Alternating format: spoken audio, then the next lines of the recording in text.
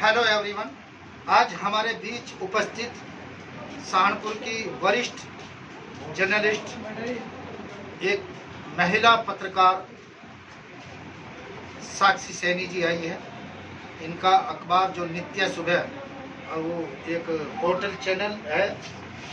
और मैं समझता हूँ कि जिस तरीके से ये बुलंद आवाज़ से आवाज़ उठाती है, वो हम सब के लिए, और इनसे भी मैं गुजारिश करता हूँ कि गरीब, किसान, मजदूर, शोषित समाज और जो शासन प्रशासन से पीड़ित व्यक्ति है, उनकी आवाज़ को बुलंद तरीके से उठाया जाए, क्योंकि संविधान का एक चौथा स्तंभ पत्रकारिता को माना जाता है। मैं समझता हूँ कि इस देश की आज़ादी में पत्रकारों की बहुत महत्वपूर्ण भूमिका है। और ऊपर से महिला पत्रकार, क्योंकि महिला इस देश की आधी आबादी, और ये महिलाओं के बीच में जाकर जिस तरीके से गांव दर गांव काम कर रही है, ये हम सब के लिए सौभाग्य की बात है। और मेरा साक्षी जी से भी ये विनती है कि अगर पत्रकारिता करनी है तो निडर होकर करें। अगर पत्रकार डरेगा, अधिवक्ता डरेगा, तो समझ लो देश खतरे में। पत्रकार और वकील अगर मिलकर लड़ाई लड़े तो निश्चित रूप से गरीब, किसान, मजदूर, शोषित, एक दबा कुचला जो समाज, उसको इंसाफ नहीं मिलेगा।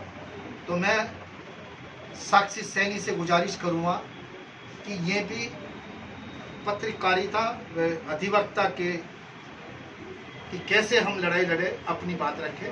साक्षी सैनी।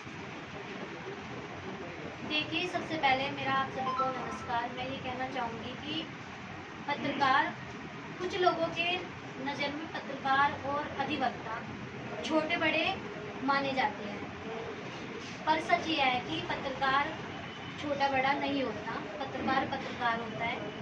एग्जाम्पल, डॉक्टर कोई छोटा बड़ा नहीं होता।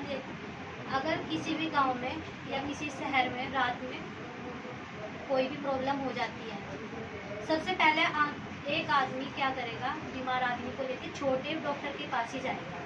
ठीक है, उसको कितना विश्वास होगा उस डॉक्टर से कि वो बड़े डॉक्टर के पास नहीं जाएगा, वो छोटे डॉक्टर के पास जाएगा। हालांकि हाँ, उसके पास थोड़ा सिस्टम नहीं है, ज़्यादा बड़ा सिस्टम नहीं है, मशीनें नहीं है, पर उसको भरपूर पूरा विश्वास वही है जो एक बड़े डॉक्टर के पास होता है। वही सारा विश्वास उसके पास है। तो पत्रकार छोटा बड़ा नहीं होता। अखबार मेरे पास है नित्य सुबह, और एक डिजिटल प्लेटफॉर्म पे मैं काम करती हूँ। नित्य सुबह पे अखबार भी चलाती हूँ, उसमें मैं समाचार संपादक हूँ। तो मैं यही कहना चाहूँगी कि कोई भी काम हो, छोटा बड़ा नहीं होता। और रही पत्रकारिता को निडर करने की बात, पत्रकारिता निडर करनी चाहिए, निडर होकर करनी चाहिए। कभी भी पत्रकार को दबना नहीं चाहिए। अगर हाँ, हम दबेंगे तो सामने वाला हमारे पर हावी होगा। हावी कौन होगा? जो चोर होगा। अच्छा आदमी कभी भी किसी पर हावी नहीं होता। हम गरीबों की आवाज़ भी उठाते हैं, अन्याय को न्याय भी दिलाते हैं, और कोशिश मैं करती हूँ अन्याय को न्याय दिलाया जाए। यही मैं कहना चाहूँगी।